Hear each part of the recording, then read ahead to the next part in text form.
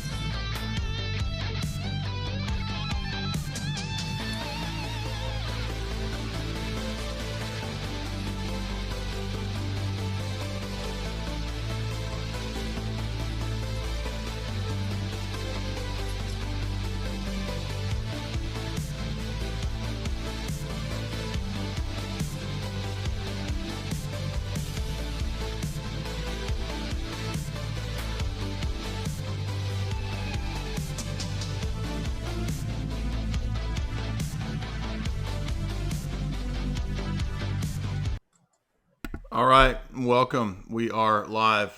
Thank you again, always, to Amid the Ruins 1453 for that lovely, beautiful retro synthwave, Dyer wave that he made. And also, our friend Amid the Ruins did make a Deacon Soren wave, so that you can go check out Ananias wave if you go to Amid the Ruins 1453. I always forget to add his channel. I'm sorry. Please forgive me, Amid the Ruins. Father Deacon, how are you? Hi, good to see you, Jay. And yeah, that was your deacon doing the guitar solo. No, I'm kidding. Wouldn't that be great? I'm going to add his channel while I'm thinking Thank about you. it. Amid the Rooms. Yeah, it's great. So, and he also did a David the Real Medwhite wave song too. That one was cool. So let me add that to the show description. Anyway, welcome everybody to today's stream. We're going to be talking about Aristotle. I did an Aristotle stream, or actually 2 or 3 many years ago, but I'm sure they will be deficient because I am not a expert in Aristotle. So I don't know if Father Deacon likes that phrase. Maybe he does, maybe he doesn't, but he is definitely more schooled in Aristotle than I am. So we're going to ask him to help us give a introductory basic grasp of Aristotle. I'm going to mention some books that have helped me and how it relates to, the patristic period, how different church fathers utilized Aristotle. So if you would, Father, how would you break this off? How would you start out by saying, who is Aristotle? Why does he matter? What do we need to know about his philosophy? Yeah, so I'm afraid to call myself an expert in anything, but I have spent a substantial amount of time, both in undergraduate and during my graduate work, in Aristotle. And so obviously Aristotle was I think born in 384 BC and lived till about 322. He came from an elite family from Stagaria, Greece. He was a student of Plato.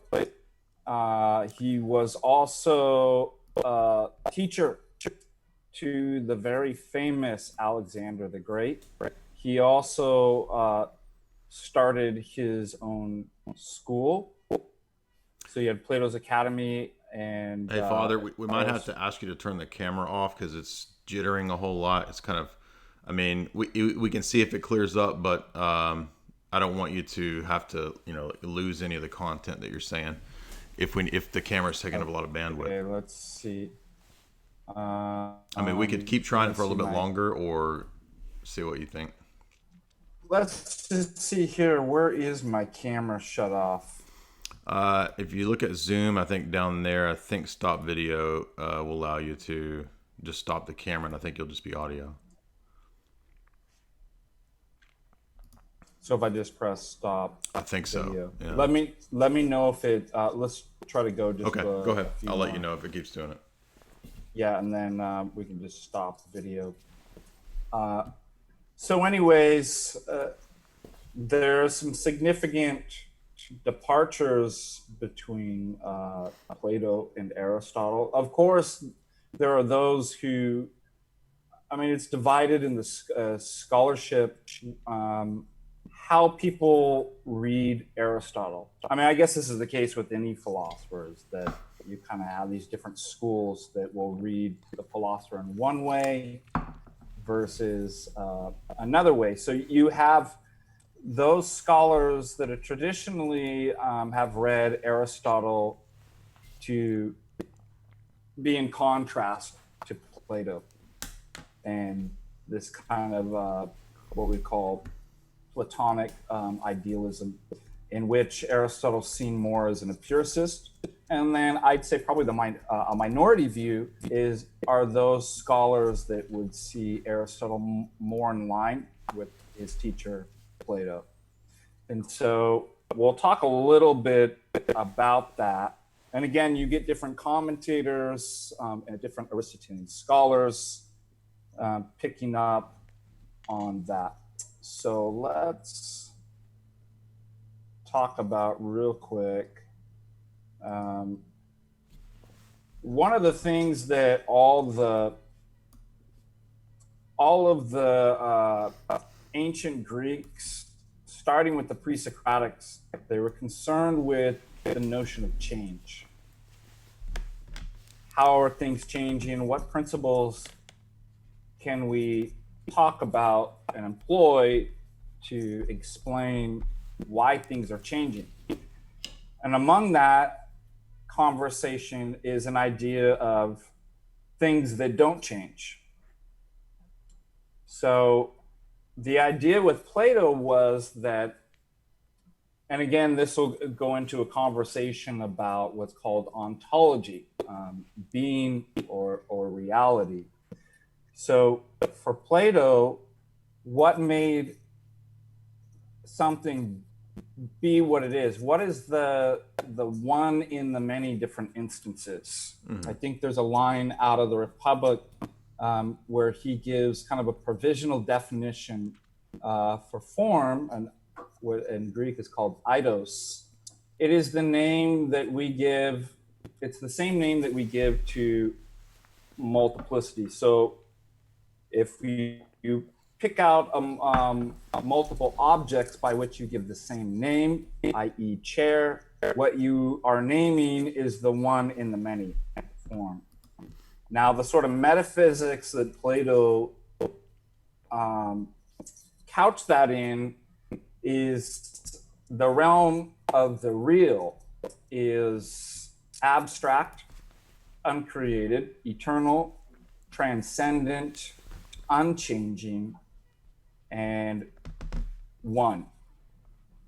So what Plato would say, and it's also a cause.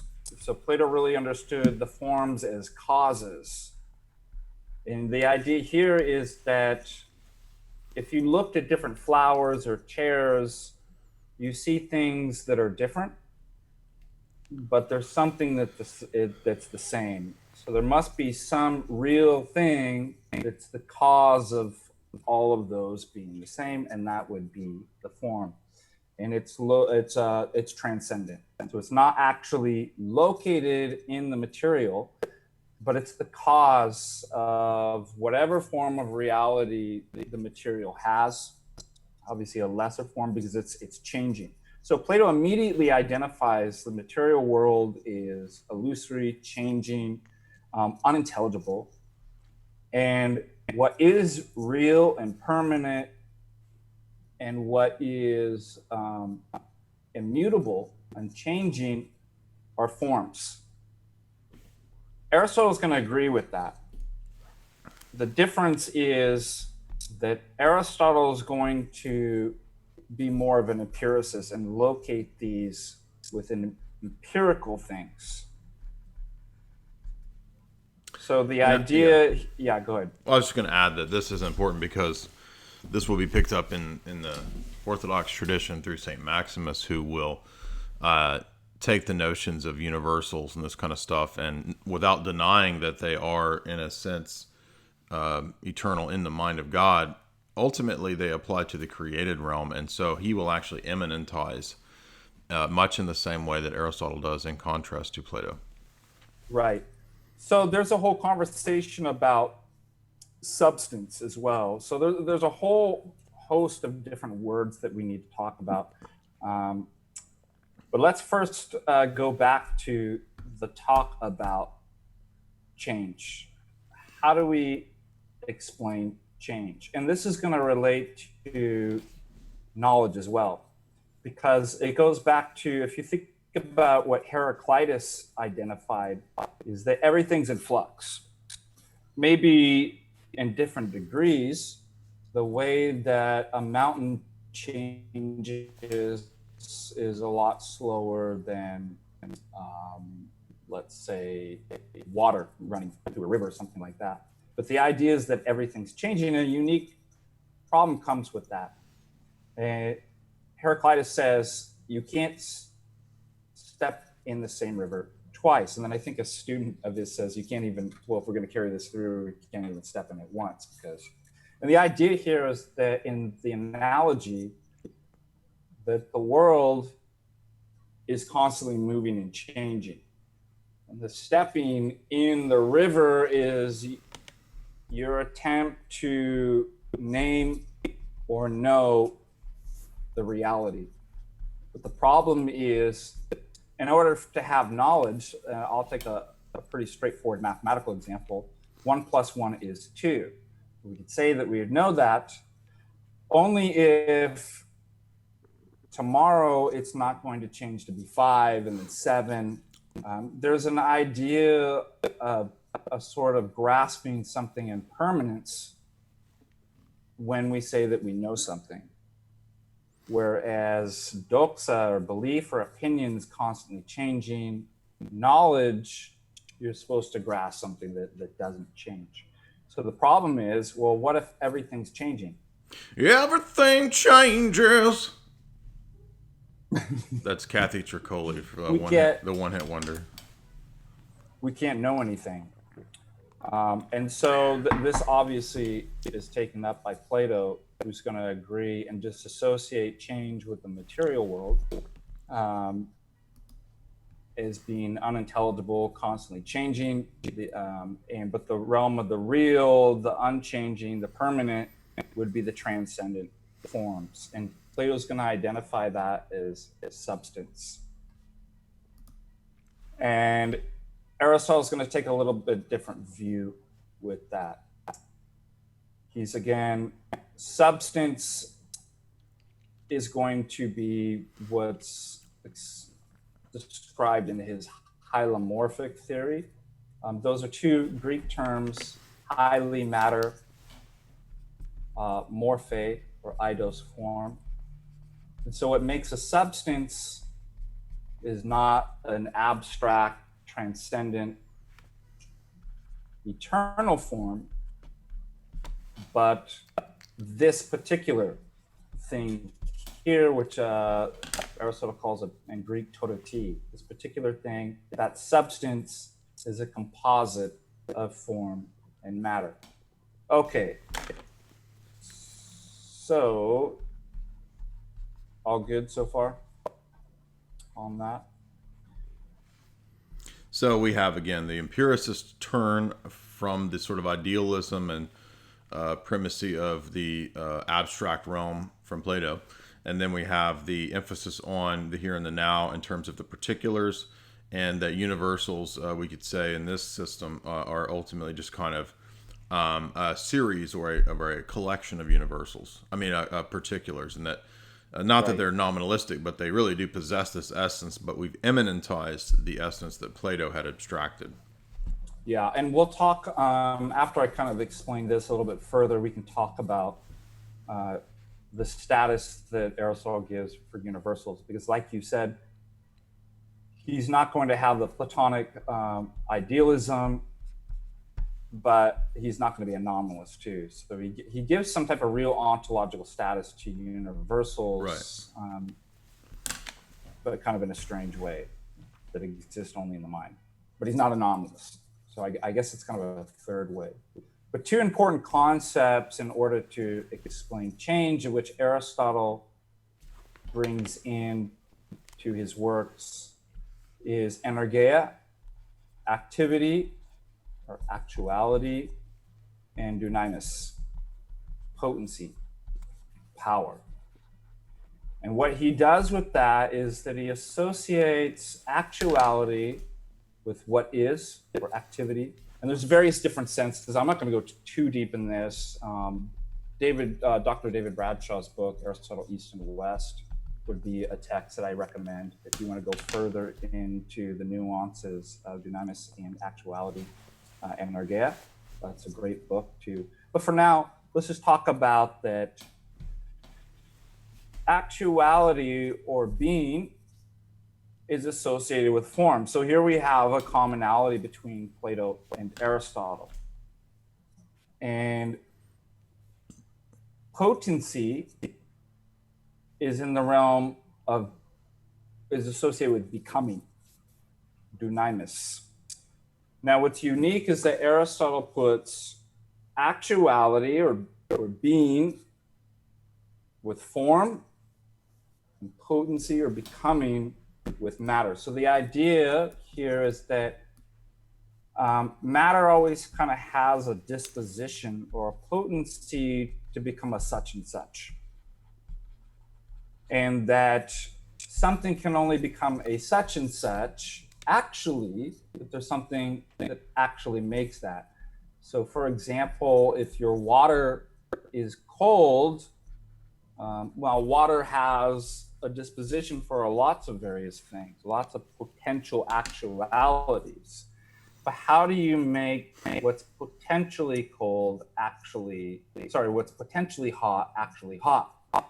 You need a principle of actuality, of being.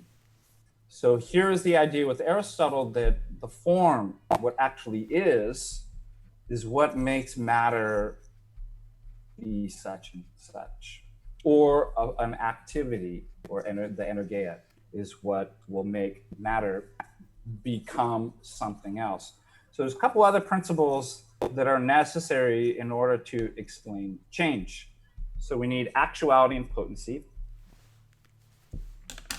And then a notion of privation. So let's just talk about, for example, change of place, which is called local motion. So if I'm standing here, I'm potentially many different places. And I need to actualize that. I need to do an activity. So what I'm going to appeal to is that I'm not at the other side of the room. So I have a notion of what's called privation. And furthermore, I need to have a potency. So not only am I not at the other side of the room, I have a power to, or a potency to be at the other side of the room. So how do we explain change? According to Aristotle, it's the activity or actualization of that potency going from not being at that side of the room to actually being. So the process or activity, the actualization of that potency, is what Aristotle describes as change. And then we could apply that to empirical things within nature as well. So for example, there is no oak tree here. So the notion of privation. And then if I have an acorn, no oak tree here, but an acorn has the power and potency to become an actual oak tree. But there has to be an actual oak tree that activates the matter to become the oak tree. I think Aristotle says, for what does where does the thing proceed? From whence it came? No, it has to proceed to that from which it came. So there has to be a power of actuality that changes potency into the actuality. And I think Aristotle says something that, I guess it kind of answers the question, which came first, the chicken or the egg? People think you can't solve that.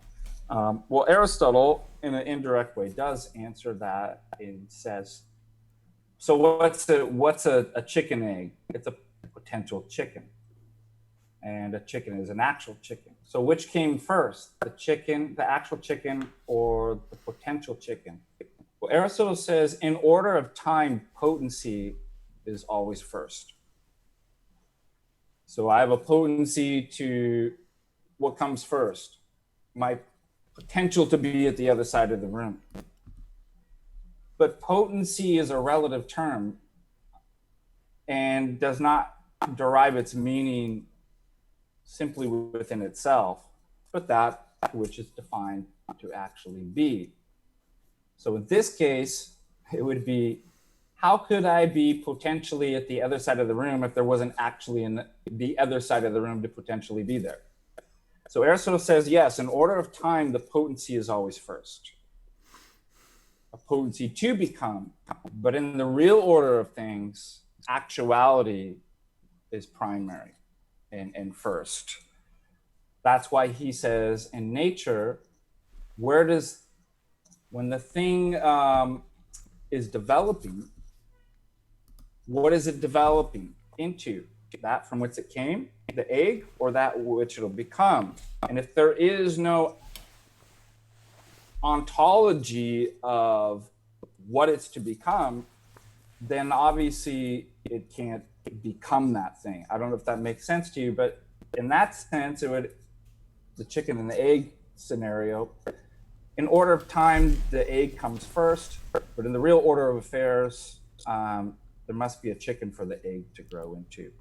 So we've just explicated, just to sum up real quick, we talked about what form is an eidos.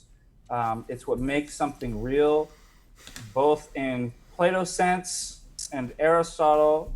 It's what, when you understand something, that's what it's intelligible, is the form, that's what you understand. It's associated with being. So the form of a triangle, a three-sided geometrical figure, that's actually what is a triangle, not what's kind of like a triangle. So we're naming the form there. We talked about that. What Aristotle does, though, is that he locates the forms within matter. So you'll never find matter without some particular form, and you never find form without some particular matter. We talked about energeia, activity, actuality, and associated that with being and form. Eidos, potency, dunamis. And potency is becoming, and that's associated with matter. So we talked about Aristotle's notion of change, 3 principles that are needed. You need privation, if something is not. Then we need potency and actuality, so that we define change now in the Aristotelian terms is the actualization of some potency. So any questions so far before we move on? Well, we may. Do you want me to look at the super chats and see? Yeah, I don't mind. Yeah, I mean, we can always do super chats as we I'm go. I'm trying not to go. I'm trying to go not too deep into this, but even at this level, it can be quite right. difficult. Yeah. So we want to stress that the original question, my notes that I took while you were talking, the original question of the pre-Socratics is about permanence and change.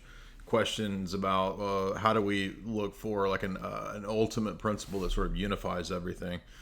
Plato focused, of course, on the ideal realm.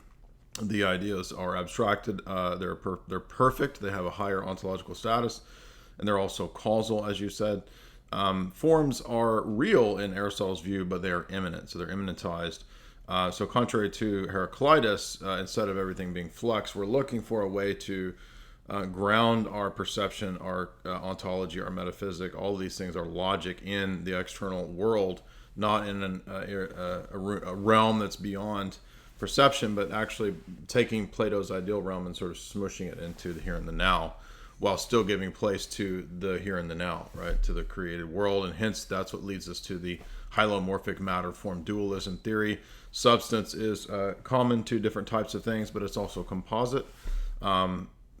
Aristotle's key terms here in this relationship are energeia, activity, dunamis in terms of act and potency. And then you said that activity is what, I don't know what my note means there. Actually, I don't know what I meant. Matter, potency, only a substance when it has form. So you'll never find form without matter, and you'll never find matter without form. So it's always instantiated. And then form is what makes matter be what it is. Great. Yeah. Perfect. Good summary so far. So let's see if we have some questions. Now, please, if you would, guys, you can always ask super chats on whatever you want, but preferably we want to be learning the basics of Aristotle here. So these questions hopefully should be relevant to Aristotle. But so we got our Greek named friend here for $50 in Mexico cash or Greek cash. I don't know what MXs are. I guess those are Greek, but he says, I supported with the super chat because I was told to. Well, thank you. That's what we want. We want automaton, mindless drones here that just send their money when we command it. So thank you. Much appreciated. Daniel Thorson, $5. Jay, I'm a Christian, but I'm curious, why doesn't God reveal himself or make his existence more obvious, since this is an argument used by atheists? Well, if you read Romans 1, God has made his existence obvious. And in fact, the reason that we don't recognize and interpret the world correctly is because of the fall. And so even Jesus notes when the Pharisees ask this very question, they say, do something miraculous and we'll believe you. And Jesus says, even if one were to rise from the dead, you still would not believe, because if you don't believe Moses and the prophets and the predictions, you're not going to believe even if one rises from the dead or if he does a miracle. So that's the way I would answer that. The Orthodox Study Bible, so into the further $5. Orthodox Study Bible link on your site is broken. Can you fix it? Yes, I think I linked to one of the monasteries for that, so I'll have to fix that. I am beginning to convert. I love the content from both of you guys. Well, God bless. We're glad to hear that. That's what we like to hear. So I don't see any Aristotle questions yet, but if you guys want to ask, That's fine. if you guys want to ask Aristotle questions, feel free to preferably bring those to the fore. But of course, we will accept Soviet-backed cryptocurrency as well. Father Deacon, go ahead if you want to move into the next stage of helping us understand Aristotle. So let's start, because I'm going to talk about substance a bit further. Substance. Can I ask you a preliminary question first? Mm-hmm. Yeah. Before we move to the specifics, maybe because a lot of people I think in the chat might not even know why this is relevant. What would you say to somebody who says, "Look, why do we need to know what Aristotle says? Don't we just need to read the Church Fathers or the Bible? I mean, what do we really need to know all this philosophy stuff? Why does it matter what Aristotle says?" Right. I don't know. No, so the idea is that the fathers, I mean, you have to remember the way that the university and education, the classical education system is very different than what we have today. You have a classical kind of liberal arts education. So for those church fathers, especially within apologetics and writing theological works, all of them were classically trained in the liberal arts. And what that includes was a mastery of logic, Aristotle's logic. Here's my Aristotle, by the way. Look at this. It's so used. that it's I've had to duct tape it. Now I Well, could too just bad get a you new ain't. one, Too but bad you ain't worn out your Bible like that. yeah, that's right. That's what a process. Evangelical. That's exactly what. I'll go find a worn out Bible. The too. philosophy and deceits of men. The deceits and vain That's philosophies. This is the Bible of the devil. Put that philosophy down. Once you open that book, you let the devil in your mind. Now, all the church fathers had read Aristotle and Plato in the various classic texts.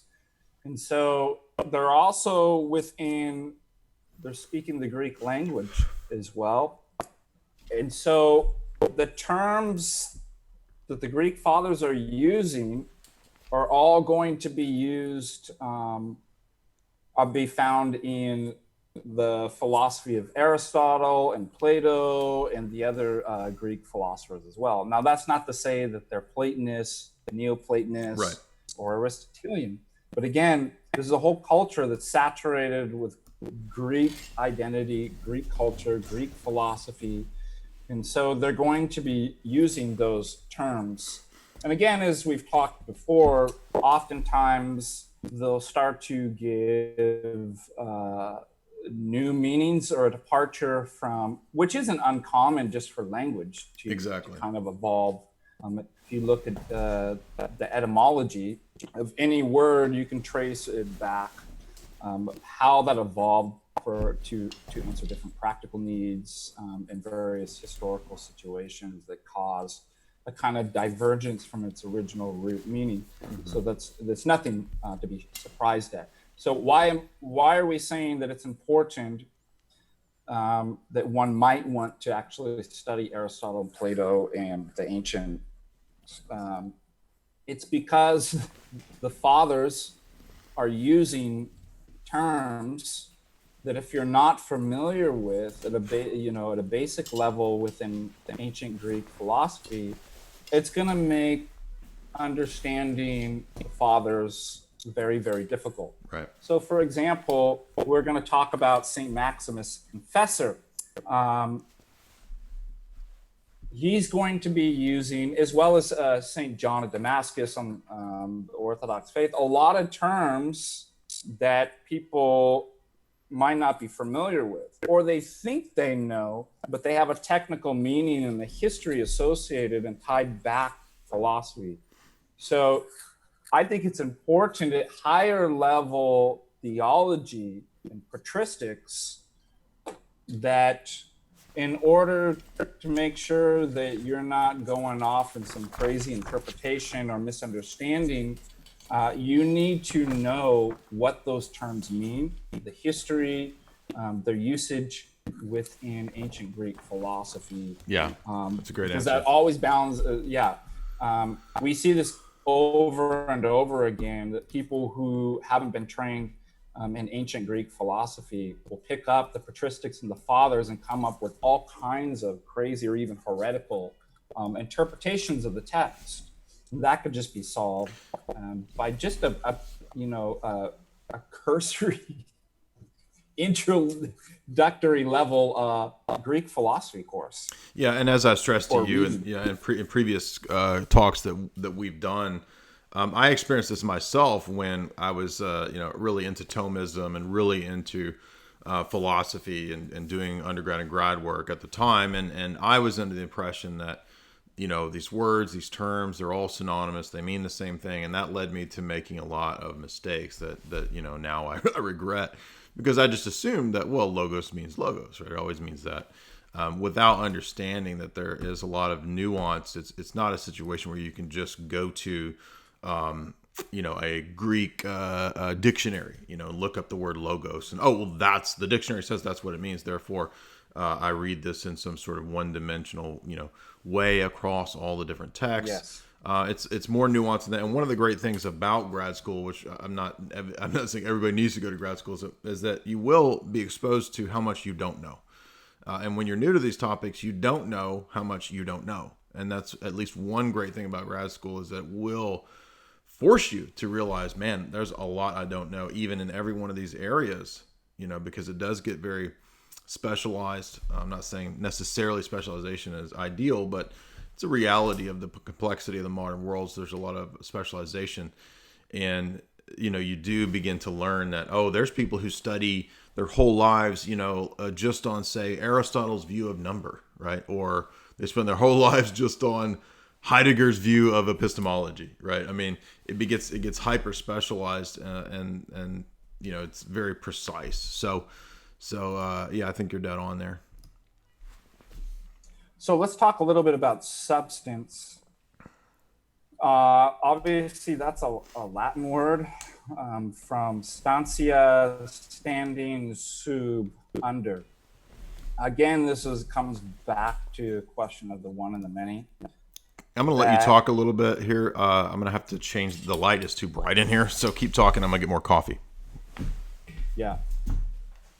If you looked at a bunch of different flowers, on the surface, you notice they all look different. They have different shapes, sizes, colors. But if we go back to the Platonic definition of form from Plato's Republic, that let's see if I can find it so I just don't mess it up.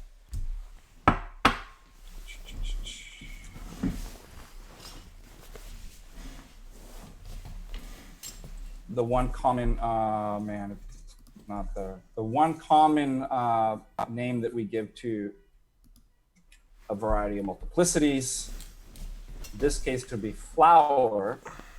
And all the flowers look different, but what's standing under the one common among the many instances, would be the substance. Right. Substance, the real thing. And the idea there is that the material things can change. The colors can change. The sizes can change. So again, this is coming back to the issue of change. But it seems to be that there's something that doesn't change. It's the real. It's the substance. The ousia, which is the being what it is, the whatness. So it doesn't seem that, you could change the color of a flower or the size, and you still call the different instances flower. So there's something that doesn't change, something that's real. Now, I like this because you can use kind of a Platonic argument against the dyed-in-the-wool kind of staunch empiricists, rank materialist empiricists, especially when it comes to issues of like God. Why would I believe in God or something that I can't, what do they say, the invisible sky fairy? So they've already set their criteria for reality and knowledge in this presupposition that I'm only going to accept as real and knowable the things that I can detect with my five senses, empirical things. Now, if Plato were around, this is the sort of argument that he would give. Sort of like the Matrix to Neo. What is real? What was that scene? What do you call real? Morpheus. Morpheus, which, by the way, do you know Morpheus what is form. Real? Right. Yeah, most people don't realize that. Hylomorpheus is form. Hylomorpheus. Do you know Aristotle? Do you know what is real? Welcome to the realm Welcome of to the real. The real. Yeah, that's right. That's what he says. Yeah, it's all a bunch of Platonism. Yes, right up in the Matrix. Well, how would you just in kind of common sense distinguish between fantasy, fiction, illusion versus reality? One isn't. So fiction is not real. Reality is what is. So Plato would take that and say, well, empiricists, let's just say that you don't believe in things that you can't taste, touch, see, or smell. or here, and you say, because those aren't real. But I can't deny this, right? Because I touch it and there it is. But Plato is going, if you were here with the empiricists, the rank empiricists say, but take anything in the material world, when is it ever ising? When is it ever in this permanent state? So if you think about 1 + 1 is 2, we don't say like, oh, it's kind of close. It's going to get there. One day it's going to grow up to be 2. And then we'll have a 2-year-old birthday party for 1 + 1. We say it is, and then we expect that that's not going to change. There's this idea of permanence, and equality between 1 + 1 being identical is actually 2. So if you look at anything in the material world, you never find it in a permanent state. It's like Heraclitus says, it's always changing from this to that. There's no tree out there 500 years ago, and then there's a seed that's not a tree, and then the tree grows, so it's never being a tree, an ideal tree. There's always something missing, and then it decays. And so the whole material world is like this, maybe in different speeds, rates of generation and corruption, but you will never find anything that ever is in the material world. So by definition, it doesn't make sense to say that the empirical data is what's real. That's because nothing ever is in the empirical world. It's always becoming something else. Mm-hmm.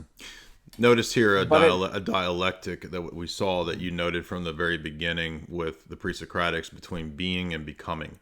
And this is a constant dialectic that we'll see all the way through the history of Western philosophy. Just like the one in the many, this is actually an overlooked dialectic that Maximus actually covers between being and becoming. Yep. Exactly. Yeah. Also, how would you recognize that?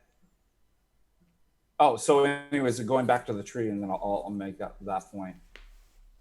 So trees come and go or are never ising. They're always coming in and out of existence. But the idea of tree, the eidos, the form, substance, that never changes. And by idea, he doesn't mean what you would in kind of common sense mean by idea. Oh, I have an idea, but it changed. An idea is a transcendent, true, eternal form. So typically what we would mean today by idea, Plato would call imagination or belief. So it's either an image that's constantly changing or a doxa, a belief, but that's not an idea. An idea is something that can't change. That's true by definition, eternal. Let me remind everybody too. The idea of truth. Let me remind everybody too, if you would, be sure and hit like. Thank you for all those likes we've got right now. Be sure and subscribe below, click the bell. And if you are so kind, do share and ask us super chats. I will, of course, be splitting these super chats with Father Deacon, so you can help us through doing that. If you have any questions about Aristotle, just wanted to throw that one out there and remind people, go ahead. Yeah, help us eat. Jay and I have been starving. We've been locked up in quarantine. We've exhausted all our funds. I've been doing nothing but koofing, koof all day long. All I do is koof because of COVID-19. So please send us so that we can get Beyond Burgers and plant-based fake meats to live our miserable existence. Send those to my Nigerian account. Yeah, we have a Nigerian email that you can link below, and we have a friend who's a prince. I actually work for Nigerian intelligence, and he will send you. All we need is $200 super chat. Yeah, and you're actually going to get release our funds. You'll get a fat return too if you support us.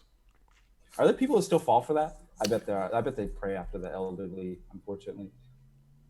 I don't know. I heard there was a documentary about this where people actually another advantage to studying Aristotle and philosophy. You won't get scammed. You won't fall for Nigerian email scam. Okay. not only will you be able to understand the patristics and think correctly, you won't fall for the internet email. Because you will use logic properly, right? Correct. So what doesn't change is the idea of tree. So he inverts the empiricist's objection on himself and refutes the empiricist thus that by the definition of real, all your standards, what you say is real, is not real. Because what real is what is, and things in the empirical material world never ising. Only in the ideal world of forms could something be permanent and be associated with being and isness. Furthermore, how could we even identify or recognize a tree unless you had the eidos in your mind? Wouldn't it just be what David Hume says, a manifold of sense impressions? Colors and different, I mean, I don't even know if like color, like, because that would be some type of form. But you just have all this kind of bombardment. Think about just kind of like a bunch of molecules hitting you. Yeah. How is it that you're able to say, oh, here is a tree, that's a car, and here is a burger, and here is a man, Socrates, if you don't have an idea in which to subsume and categorize all the sense data under? So really, it's the things, according to Plato, that you can't see. It's the immaterial things that are most real, and also the principle of knowledge. I think that's actually a pretty good refutation of materialism and rank empiricism. Yeah, I agree. So substance, real things, what something is, the one and the many are kind of transcendent, true, ideal. For Aristotle, he's going to invert that. So he's not a rank empiricist, but he is a type of empiricist. Right. And I guess Aristotle would say, well, how can you, and again, it's, Jane, you talked about this. It's about your presuppositions, your epistemic starting points. So Plato has certain presuppositions and starting points that leads him to the sort of conclusions that he arrives at. So does Aristotle. And one of the things Aristotle starts with is that the mind is nothing before it thinks. It's a pure potency, a tabula rasa, a blank slate. And you have to have forms written on it. Whereas Plato is going to have innate a priori knowledge. Aristotle is going to emphasize the a posteriori nature of knowledge. With that presupposition, guess what? You're going to have different conclusions, aren't you? Mm-hmm. One of which Aristotle is going to say, well, wait a minute. How can you have the idea of tree unless there are individual trees? Now, that would only follow if your mind is a tabula rasa, okay, and there's no abstract form of tree, which you have innately a knowledge of because of the whole theory of recollection of Plato, blah, blah, blah. Then, of course, you're going to conclude, yeah, you can't have the idea of tree unless there's individual trees to exist. So what he's going to say is substance is a particular thing. In fact, he says that substance in the truest and substance in the truest and primary and most definite sense of the word. So strictly speaking, is that which is neither predicable of, i.e. said of a subject, nor present in a subject. For instance, the individual man or horse, that is a substance or a real thing, what something is in the truest sense of the word. Now you can imagine somebody raises a question or objection. Oh, well, what about the idea of, what about horse or man or genus and species? Are those not real? Are they not substance? And Aristotle says in a derivative sense, in a secondary sense. So they can only be called substances within which a species, the primary substance, are included. Those also, which include as genre, include the species. So, for example, the individual man is included in the species of man, in the genus to which the species belongs, animal. So we can talk about, Aristotle says, man or animal only as being substances in a secondary sense. So it's going back to how could you have man or animal if there wasn't individual men or individual animals? And we should, and let me ask you a question at this point, because so in Aristotle, it's important to see that these notions are not merely taxonomic. Aren't they also metaphysically real? Yes. So they're not just like classification systems for science. They're also ontologically, they have an ontological status. Yeah. So it's the reason why he is able to do his taxonomy is because he believes there is a real ontological status. And the primary of substance are living beings. So like Socrates or an individual horse. So you could look up in categories, in the categories he talks about this. I was going to ask you about the categories here in a bit, but yeah, go ahead. Mm-hmm. And then Metaphysics, book 7, he talks about form as being a criteria for substance. It's never apart from matter. So those are two things that you could look at: is categories and metaphysics. But in the truest sense of the word, they're empirical things, individual things. The word is for particular thing is tototi. And then again, that goes back to the hylomorphism too, is that what a substance is a composite, is a compound of form and matter. So form being the essence, what it is. Matter in and of itself has no principle of reality or intelligibility. So what makes material be what it is? The actuality of the form, the being, which is immaterial. So that's what I'm saying. He can't be simply associated with a rank materialist or empiricist. Yeah. Because he does believe that form is not matter, i.e. immaterial. He just doesn't have transcendent, eternal, abstract, ontological status apart from the material which it forms. Also, he talks about form is a ratio or pattern, and the cause of which of the matter being what it is. So I'm trying to remember what does he say? I'm trying to remember where he talks about the octave. Let me see if I can find real quick. The octave 2 to 1. If anybody knows in music theory. So there you have, and he says that form also is the genre that includes the parts as well. So it's the ratio including the parts. What are the parts?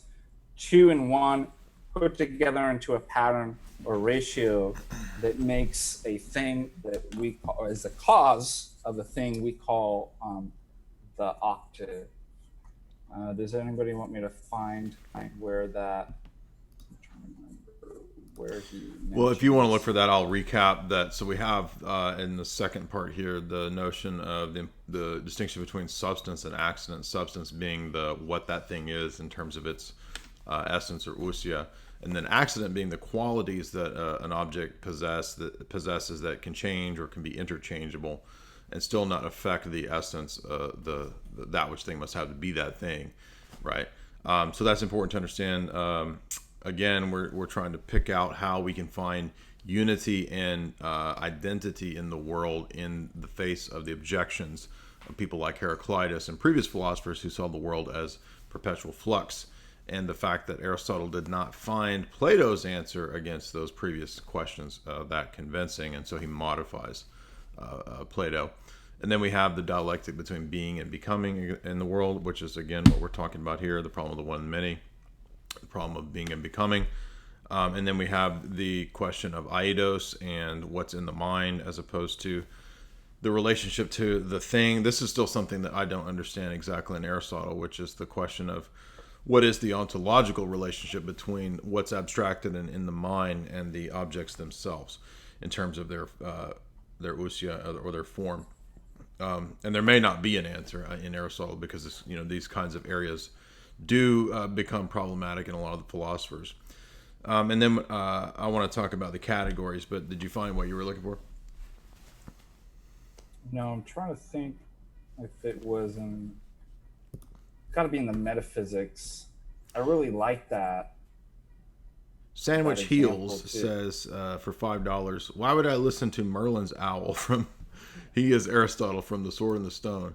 It's goofy, bro. No, I'm just kidding. He says, God bless you, Jay and Father Deacon Ananias. Well, thank you. We much appreciate your $5 there. And yes, I do remember the owl from Sword and the Stone. And I always liked Merlin's library. He has this turret that's just it's nothing but like a giant library. I thought that was cool when I was a kid.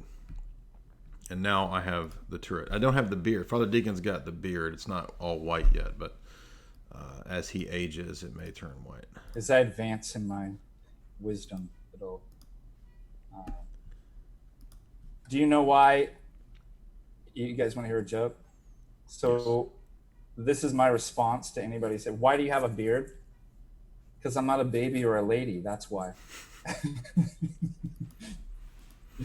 I'm going to search forever for this. By the way, here's a good quote. I don't know if anybody knows who it's originally. You could be the bearded lady at the circus. I don't know who it's attributed to. I don't think anybody does. But Aristotle is said to be nature's pen dipped in nous, mind. How cool is that? Say it again. How do you? What? Nature. What? There's an old saint, Aristotle, nature's scribe, dipped in mind. Cool. I do like that. Yeah. Whose pen is dipped in mind or something like that. I'm trying to remember that. Okay, so let's talk about where did we leave off?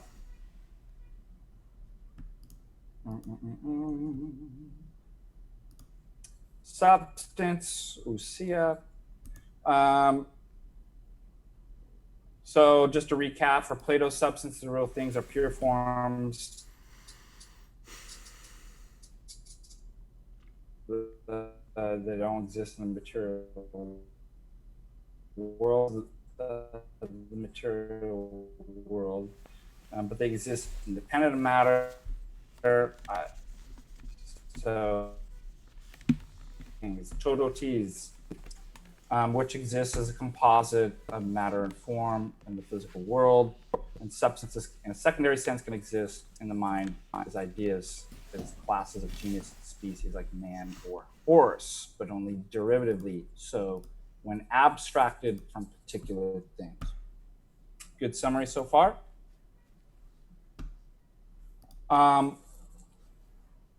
What is interesting about Aristotle's theory of forms is when this moves into a conversation about mereology of parts and wholes. Because I imagine people were wondering what makes, when we look around the empirical world, what makes something a thing, a unity, and not merely a heap of parts? For example, if I had a bunch of Legos and I poured them out, And I'm like, look at my beautiful creation. And you say, what creation? There's nothing. What is it? It's just a bunch of pieces and parts. But then what happens If you were if you were in the modern art world, you would probably be making a lot of money if you did that. Yeah. What was my wife and I were watching my three sons. So I won't watch modern TV. We watch MeTV, the old Andy Griffith show, and they've got the Twilight Zones. My three sons, and then the old grandfather spilled a bunch of paint on something, and of course this college girl who's dating the eldest son, and she's obviously had some philosophy classes or something like that, comes in. She's like, oh, that's so interesting. She's like, stupid interpretation. She's like, it's reminiscent of Pollock and right. And then they bring up that it's like the non-falsification theory in pseudoscience, because then they bring up, they're like, well, he did that on accident. He's like, and she says, some of the best art is done in accident. Yeah. And I'm like, it's hilarious. So that reminds me of, so assuming we're not doing postmodern art and accidentalism, there's nothing there other than parts. But now what if I take an idea, an eidos, a form in my mind, and I construct it into something, and I ask you, well, what is it? What makes this thing be a toto T, something particular, and not simply a mere heap? There's some sort of principle of unity that's bringing all those parts together. And that is the eidos, the form and the idea. So you've now taken the material parts and you've changed it. So this becomes an important conversation within Aristotle's theory of change too. The matter is what underlies the change. So obviously the parts, the material, i.e. the parts, can take on forms.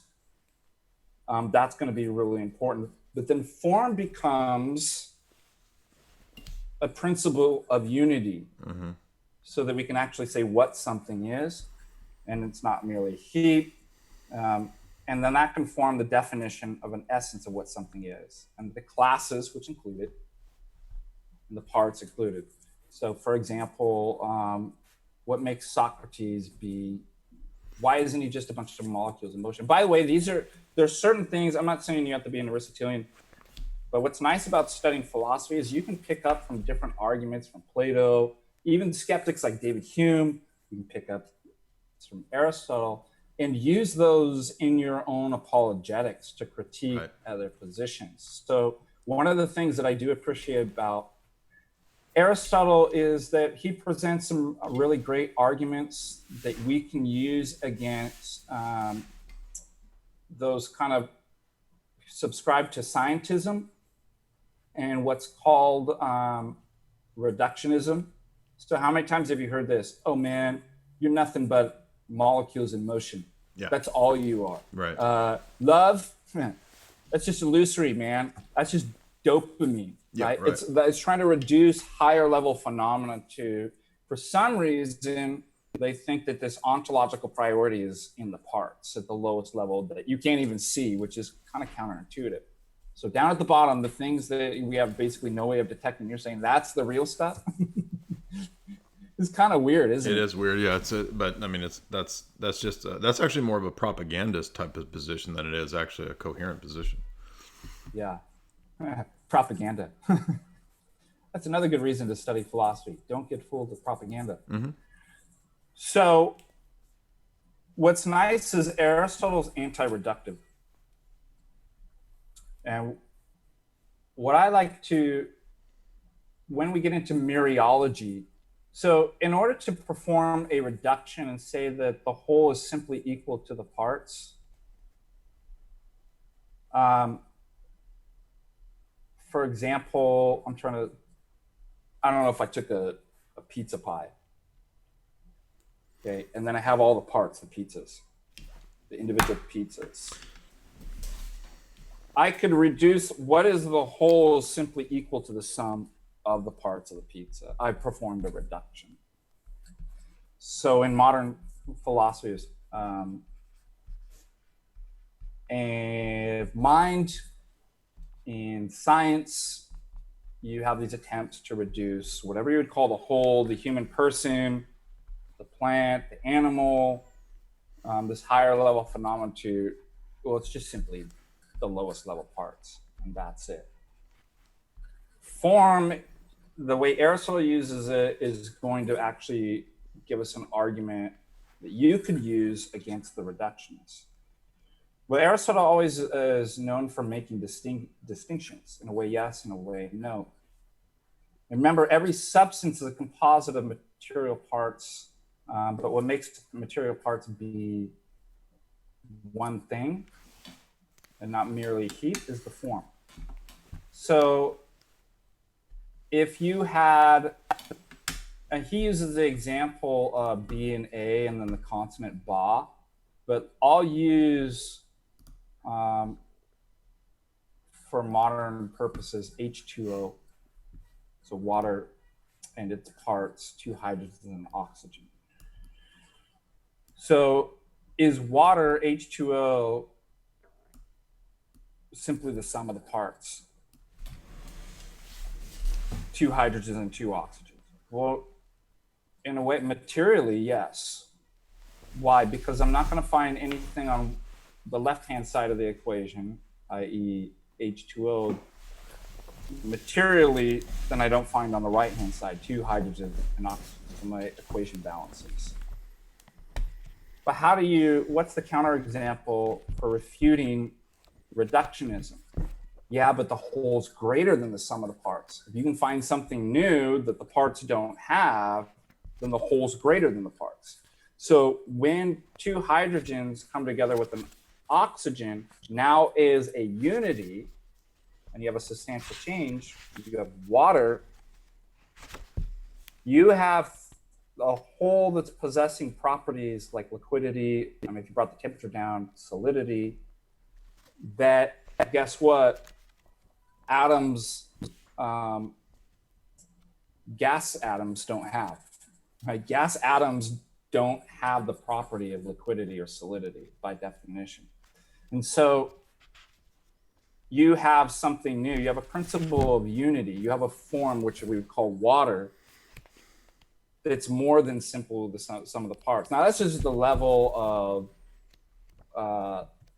the chemical level. Can you imagine as you go up and through the biological level, the animal level, and the human level, how much more so that the whole person or the whole animal simply cannot be reduced to the material parts? So it's a great anti-reductive argument. And that's something that Aristotle's thinking about as a biologist, is that, again, what makes this thing be what it is and not simply a sum of parts? The form. The form will always include the parts because he doesn't think that form exists apart from matter, highly. But matter doesn't have an intrinsic property of realness or unity or intelligibility. So form must be the principle of that, which is what it is. Matter is what underlies the different change and can receive form. Questions about that? So I think that's kind of cool.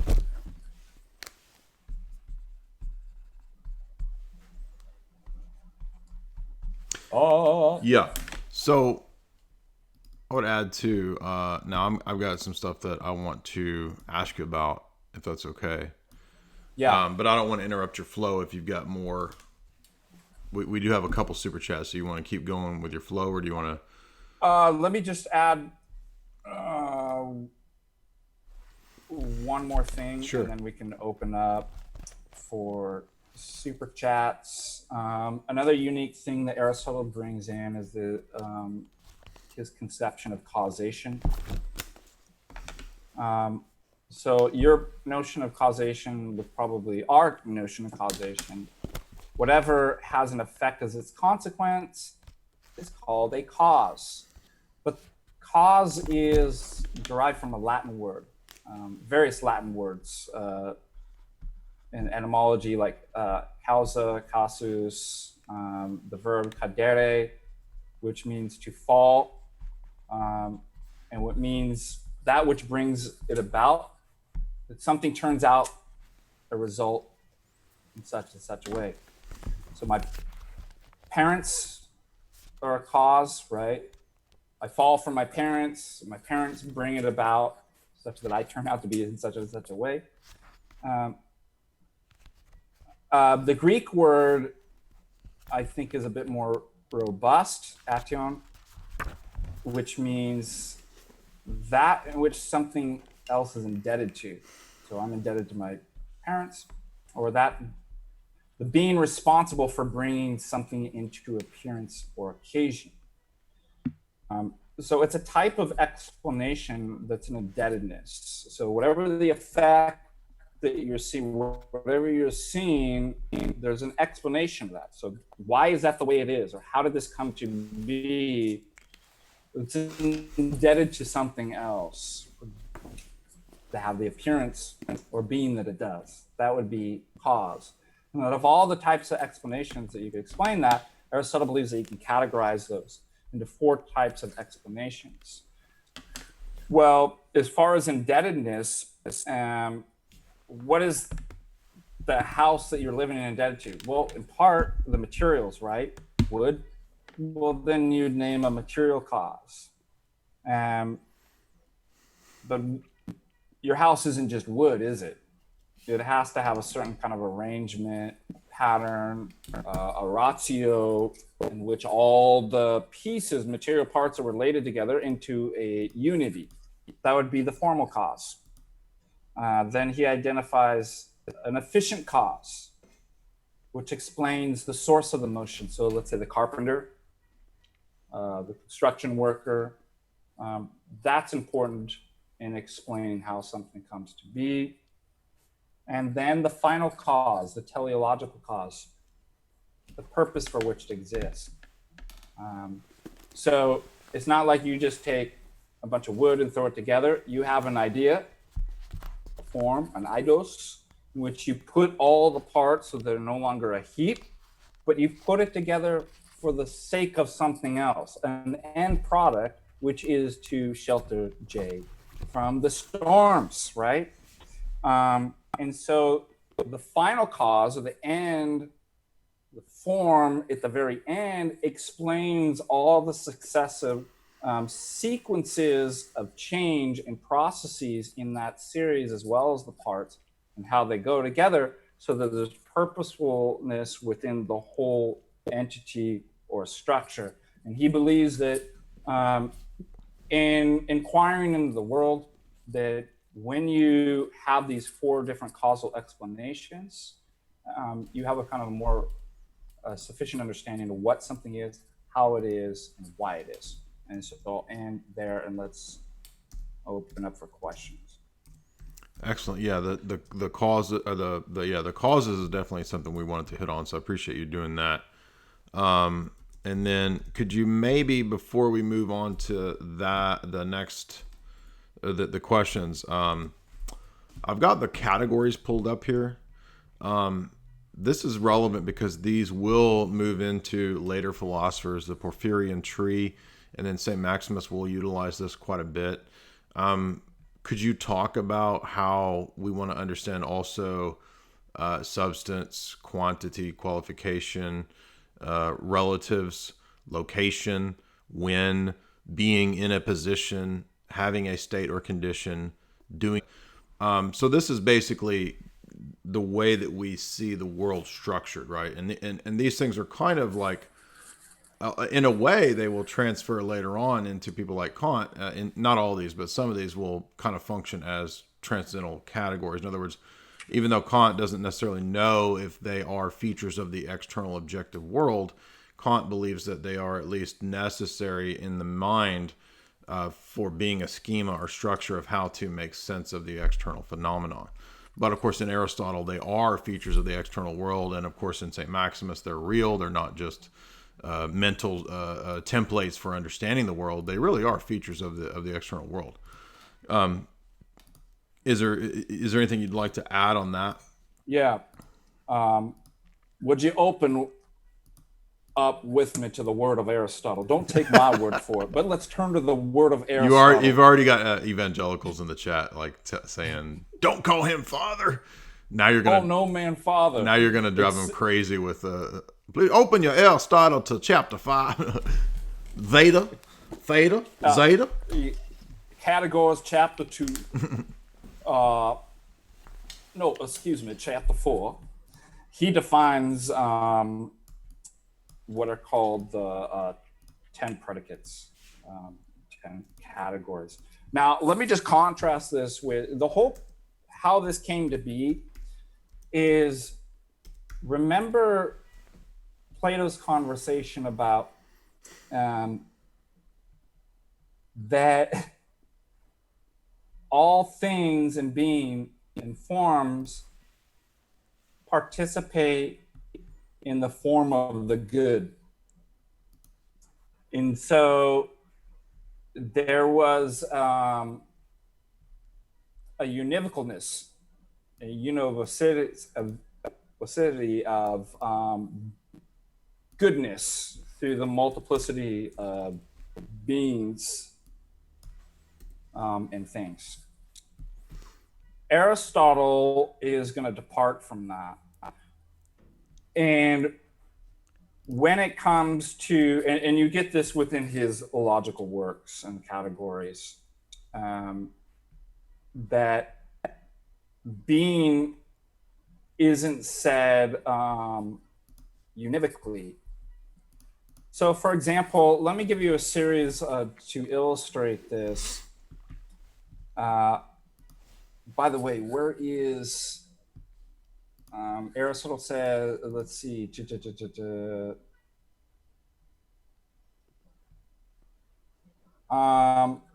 Plato's wrong to assume that goodness is something universal, common to all good things as a single. Okay, so the example here is goodness said in the same way when we say Socrates is good? A steak is good.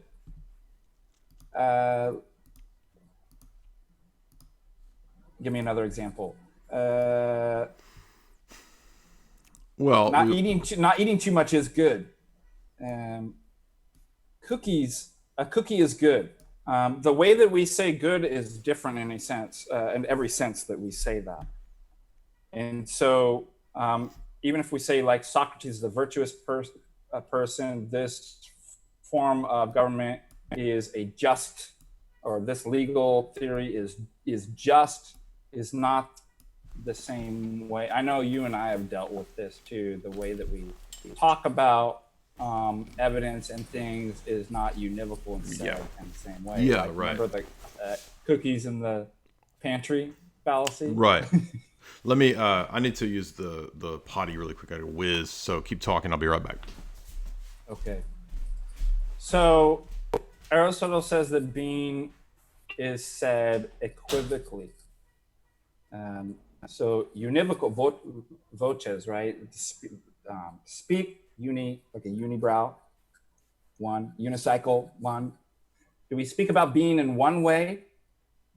So we say Socrates is, or subject is, predicate, subject is, predicate. Is said and being, is it being used in the exact same sense? No. Well, in fact, when we say virtuous person, modifies the way something is.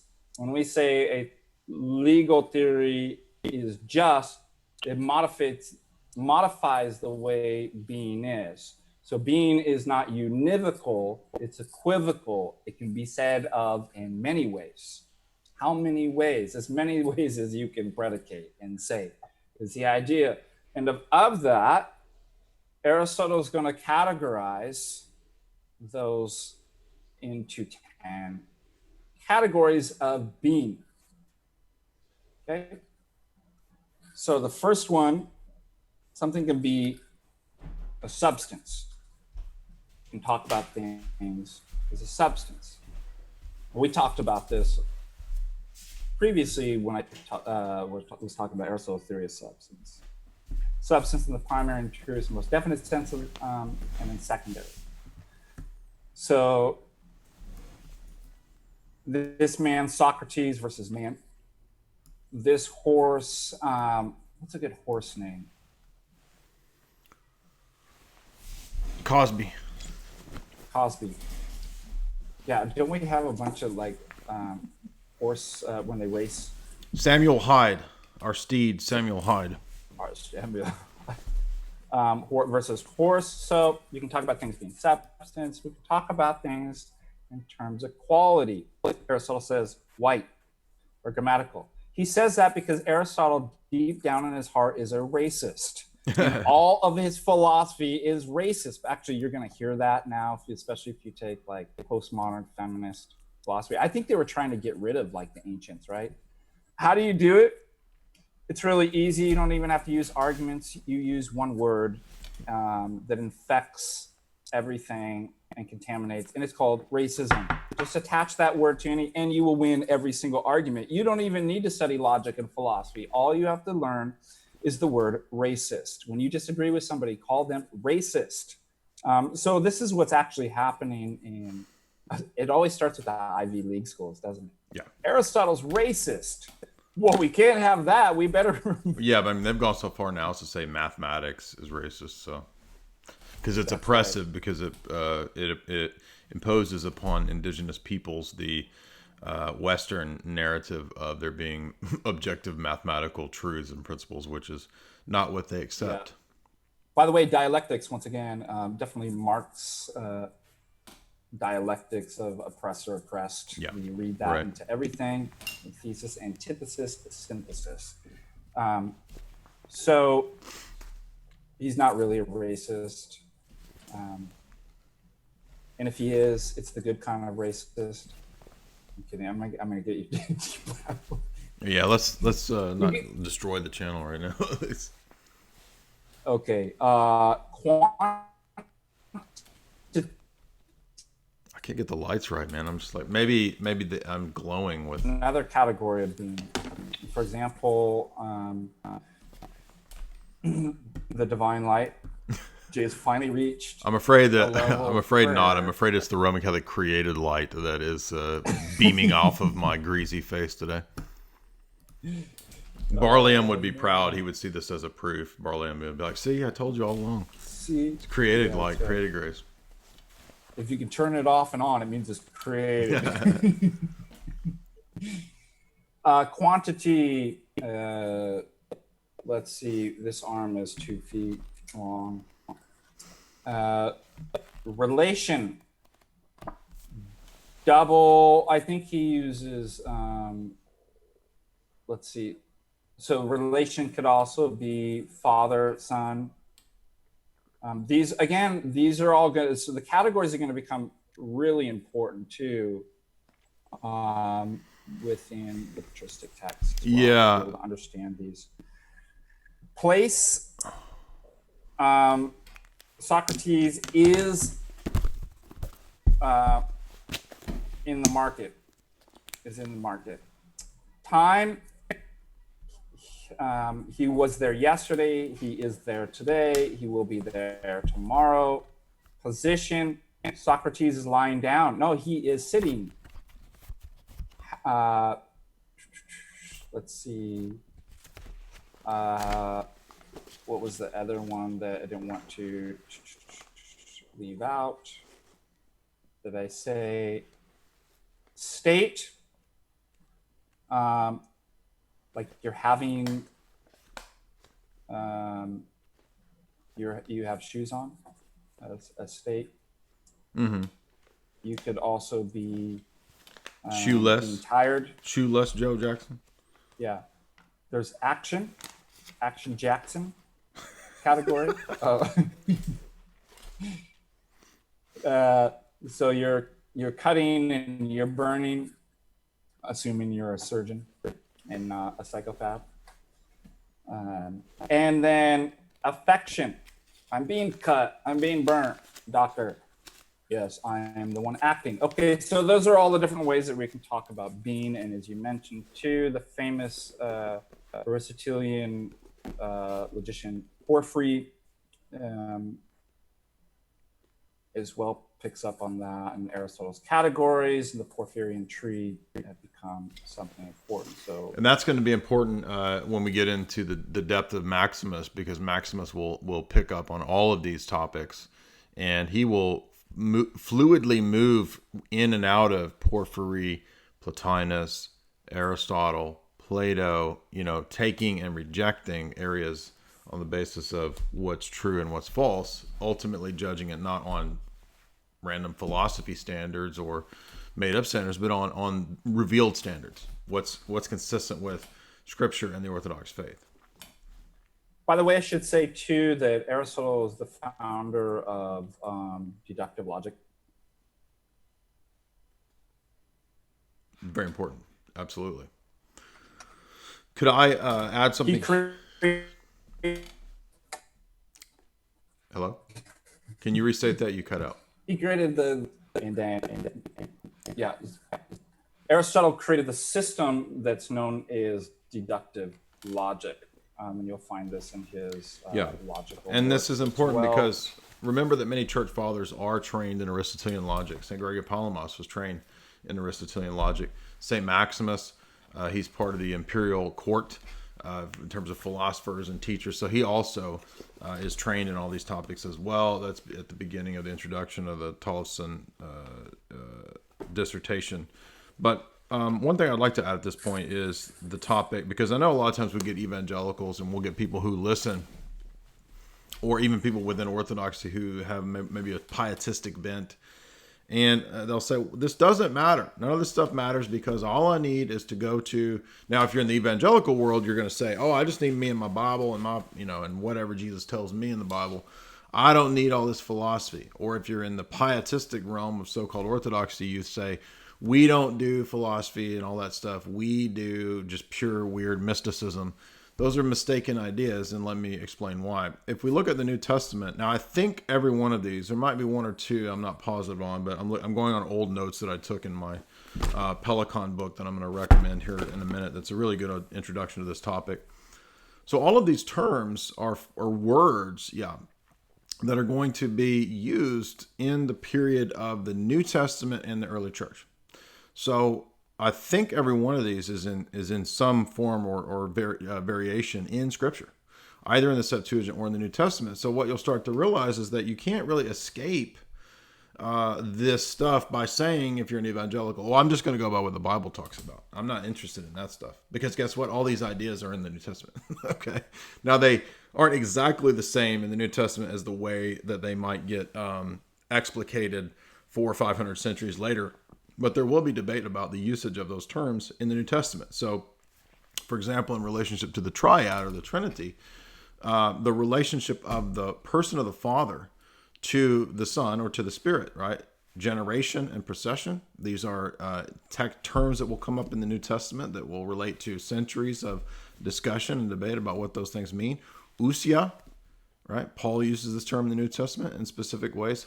Hypostasis will be used in the New Testament, which will eventually become a specific notion of subject in terms of who the subject in different personal relations is, whether in the God.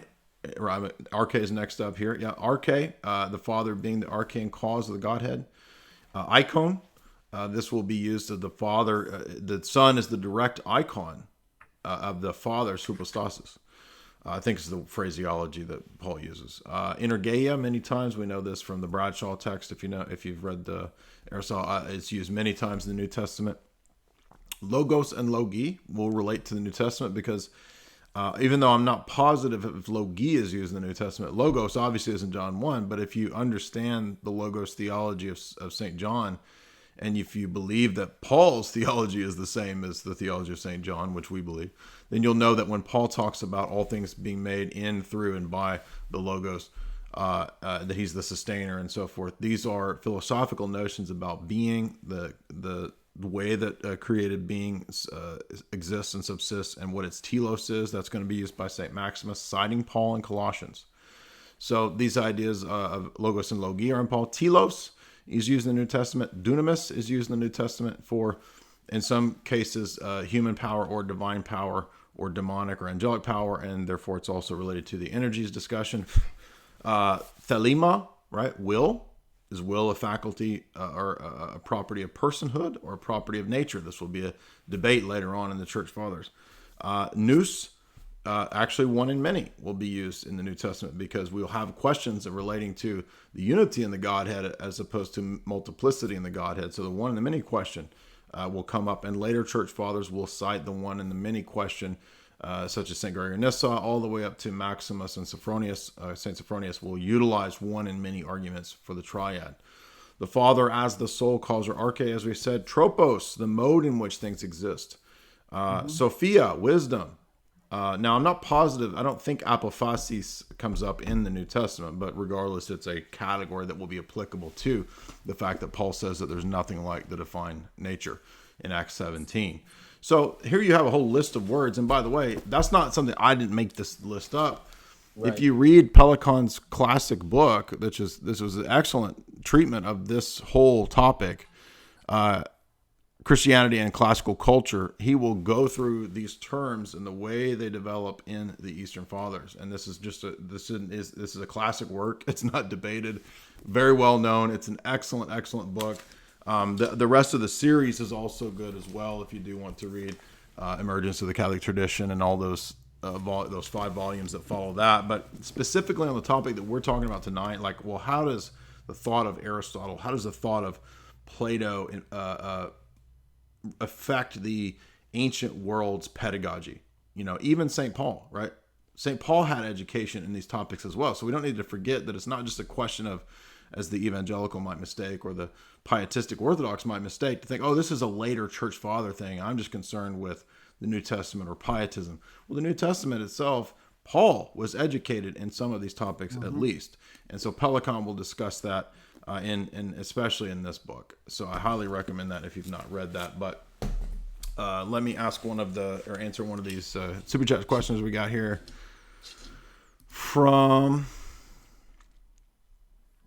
Sebastian Rock for 5. He says, what early church father first articulated the concept of the nous? That's a great question. And keep in mind that nous itself undergoes a lot of different usages. So we don't, for example, adopt the way that Plotinus speaks of nous as like a second person of the Godhead or some immanent force in the whole world that's a world soul. That's not what we mean. We do not mean the Platonic sense of nous. Sometimes it's used of mind or intellect, and sometimes it's used of the inner heart of hearts, right? When the intellect is reintegrated into the heart in Orthodoxy through hesychia, right? Then you have the proper functioning of the nous. So it's not a third thing per se. Sometimes it's spoken of like a third thing, but that third thing is really just intellect or mind and heart working in the perfect reoriented harmony that they're supposed to be, you see. And that's how ultimately Maximus says we'll perceive the logi, because Maximus talks about the nous in this way. But the best explication of this is actually in the triads, where St. Gregory Palamas just simply goes to Paul. He says, if you want to understand what noetic prayer is, go to Paul and Paul's vision of the third heavens. He says that's the preeminent example of the noetic prayer and noetic life and what we mean by nous. And that's why we can say, well, when Paul says man is body, soul, spirit, or nous, that's what he means. Do you have anything you want to add on the concept of nous? No, that's really well put. Clark, and I imagine the question was about the sense of the intellect being integrated into the heart and not simply just the Greek notion for mind. Exactly. So there's two different senses there. Nous is a great example of one of these terms that's not isomorphic between Greek philosophers and our tradition. That's another one we always forget, because I've seen people get tripped up on this where they think, oh, I saw you Orthodox person talking about nous, and therefore that's the same thing that Plotinus talked about. It's not. It's not the same thing. Plotinus would not believe anything like what St. Gregory Palamas says, right? You don't practice unceasing prayer to interpret reality correctly. Let's see.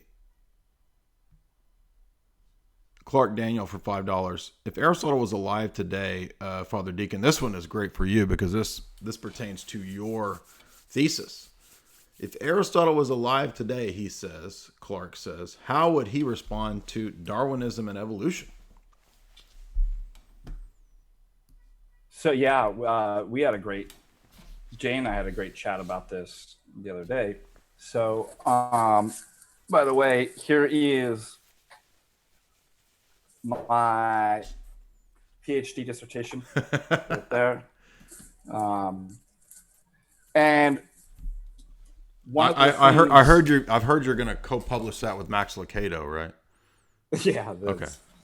I'm going to burn this in my retractions. Isn't that funny that I guess it's a good thing that your position changes, that you're not so dogmatic and hard-headed. Sign of humility. Like, I'll never give it up. But diehard. Well, the first problem, you'd have to do something with Aristotle, because Aristotle believes in the fixity of species. Forms can't change. Now, one of the things that when I was a believer in theistic evolution that I had to do in this dissertation here was that I had to use, here's the external examiner's notes. I had to use some modern philosophy, some kind of Neoplatonists, statistics and stuff like that, where you really have to kind of stretch Aristotle. So I don't think that Aristotle would believe in Darwinian evolution. In fact, there are people that Aristotle was responding to. You can find this in the Physics when he was responding and critiquing various philosophers. But an ancient counterpart to Darwin would be somebody like Empedocles. Empedocles believed that everything that we see here is simply just blind random chance, and that he tried to give a philosophical account for how that's possible. And by the way, this is really interesting. When it comes to science, there is no scientist that I found that has any novel new idea. These are all just rehashing like ancient, like pre-Socratic and like philosophies in kind of a new way, a new spin. But none of these things, even like quantum physics, you can still find within like the pre-Socratics too, like the swerve. But Empedocles believed that everything was just could be explained by chance. And Aristotle has a great refutation of it's impossible for there to be pure randomness or blind chance. And what he does, Aristotle often takes a word and analyzes, well, how do we use this in our speech? What do we mean by that? So he's kind of doing an analysis that gives us further insight into the words. And the example that he uses is that, well, here's what we mean by chance. Let's say you get paid and you have a teleological orientation, an intention for a certain end, telos. And that's goal-oriented behavior that requires planning intelligence, right? And that is, I'm going to take my paycheck, my money, and go to the agora in the marketplace and buy food. But by chance, you run into your debtor, and the money that was going to go paying the food now by chance goes to the debtor. Okay, so notice what Aristotle says. You just like you can't have the word part exist in a vacuum outside of the notion of implying a whole, because what is part? It means a fraction of the whole. Likewise, chance cannot exist in its meaning or ontology in a vacuum on its own. What does chance mean?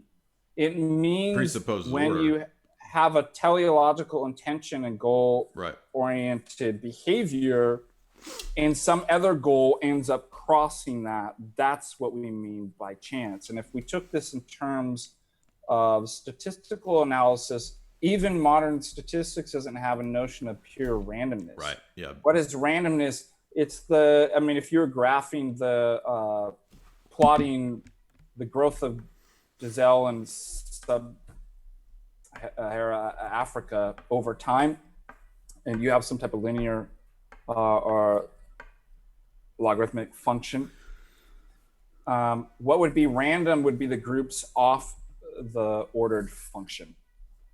And so even randomness is defined according to an ordered, yep. intelligent, and function. Yeah. And so he uses those arguments against Empedocles. There is no such thing as, it's a meaningless term to say pure blind random chance. Yeah.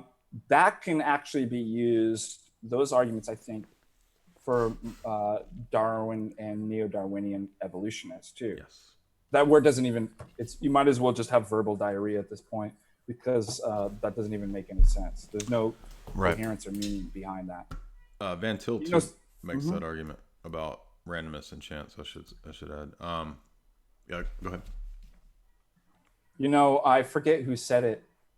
You and I have heard things that are really bad, really wrong and false. Then there's some things that don't even rise to the dignity of being false. They're just meaningless. That would probably be one of them. It's like, there's nothing to even say true or false to. It's, again, verbal diarrhea. All right, Sandwich, thank you for that. Sandwich Heals, $2. I'm not going to read that. Mean Joe Hicks, $10. Hi, Jay.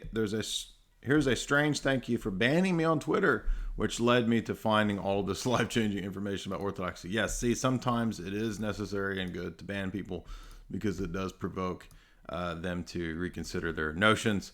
And if you get bombarded by a bunch of garbage all day long like me, you do get used to banning people. So just a couple points I would add to Father Deacon's excellent lecture tonight would be, if we want to look at some of the patristic ways of how Aristotle is adopted, modified, used, certainly the Pelican text, but one of the easiest that's not too advanced. It is a little bit advanced at the beginning, but then interestingly, Maximus moves into things that are very practical, is the 200 chapters on theology.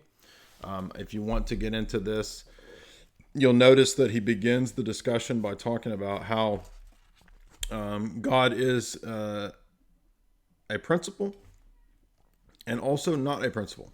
So in what sense could God be a first principle, and could we utilize Aristotle's conception of God? And yet at the same time, do we not accept Aristotle's? That's the first thing Maximus talks about in this work. And it's a good example.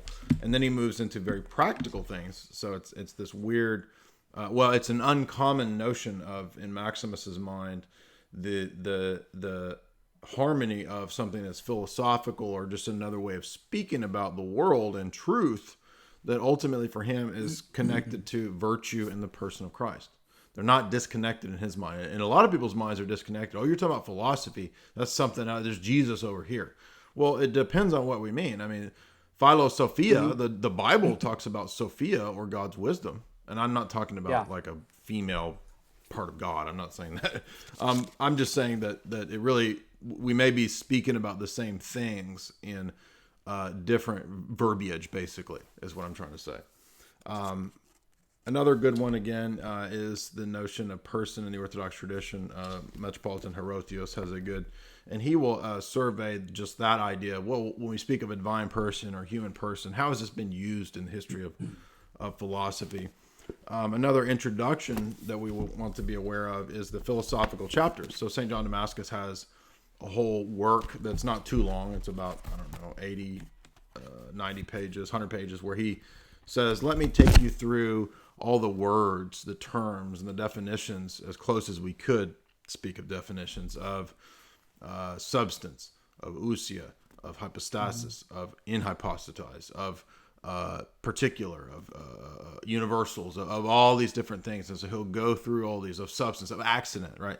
A lot of Aristotelian terminology, and then St. John Damascus will explain how we use it. And then when we go into the next work, or the the main body of this, which is the exposition of the Orthodox faith, he will utilize a lot of those ideas in the triadology, in the Christology that he speaks of. A little bit more advanced is, of course, God, History, and Dialectic, Volume 1, which will trace this whole debate about Hellenism, Gnosticism, and the topics that we're discussing, the usage of the Greeks, all the way up through the first 7 centuries. It's one of the most important texts on this topic, along with like Pelicon and that kind of stuff. And then we should also be familiar with Dionysius as well, because in particularly the divine names, he will cover this subject of how do we name God, how do we use philosophical terms, how do we ferret out false philosophy from true philosophy. All of those are great things that we should be familiar with as introductory statements on this topic if you want to get into this stuff. Is there anything that you want to recommend, Father Deacon? Now, I know you have multiple other Aristotle lectures that I've heard, and so I want to definitely direct people to your channel. Everybody subscribe to Father Deacon. You'll see, if you click on his videos, you'll see several videos back. You've got at least 1 2.5 hour discussion on Aristotle, I know, and I think you have more, don't you? I'll do some more too. Okay. I may even do a series of where we can go further in depth. We could go through the categories. I really like de anima a lot. The metaphysics can be important, especially when we get to issues of the patristics. By the way, I think we should say too, just clarify a few things. Let me just get a few things off my chest. We're not saying that all Christians have to go study philosophy. Okay, there are many members of the one body that are given different talents. What we're saying is that simply studying philosophy is not taboo. In fact, what we're saying, and I know the evangelicals are always called, but St. Paul says, beware of philosophy. Vain philosophies of men. Yeah. You should beware of, Jay, as you pointed out, the love of wisdom is not a bad thing. Philosophy is defined as the science of thinking correctly about all things. Humanly possible is not a bad thing. To think clearly and critically, that's not bad. Now, obviously, what St. Paul's talking about is beware of the vain philosophy built on the traditions of men. We as Christians are not to be Platonists or Neoplatonists. We're not to embrace the philosophy of the Greek ancient pagans. The enterprise, it's like a religion. And I would add, let me add too, because the Synodicon of Orthodoxy explicitly condemns origin, the ideas of Plato, the heresies and errors of Aristotle, transmigration of souls. The errors of the Greeks are paragraph by paragraph by paragraph by paragraph, which is something we actually in the Russian churches, at least in the bishoprics, they still sing this. So you cannot affirm these things in the Orthodox Church. You know, I like the approach. I mean, if any of you studied the classics or a great books program like I did, here you read all the greatest and most influential authors of Western civilization.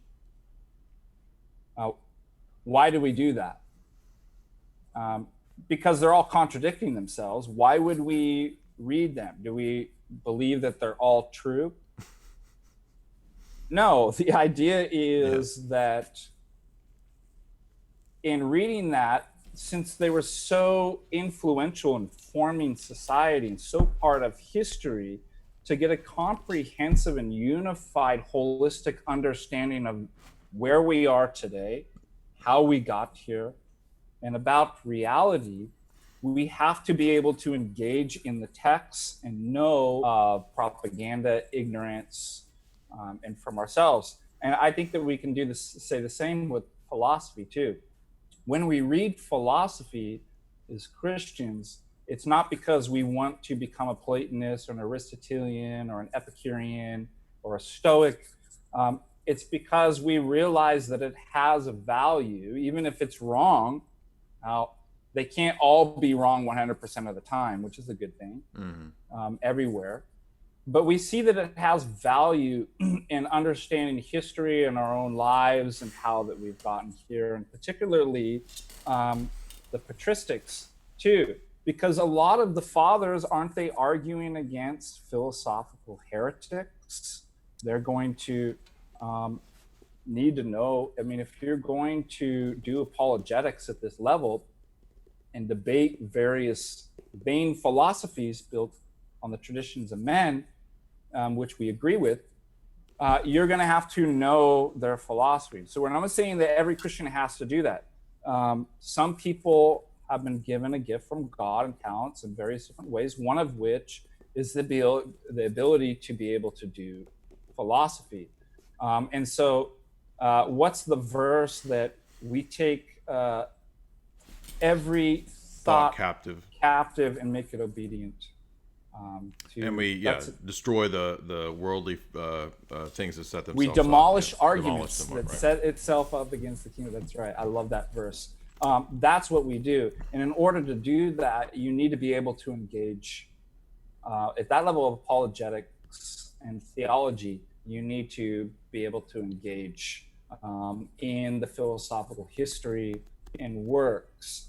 So, I mean, it's a different type of theology, too. There is, as Vagorus Pontus says, the true theologian is the one who prays, and the one who prays is true theologian.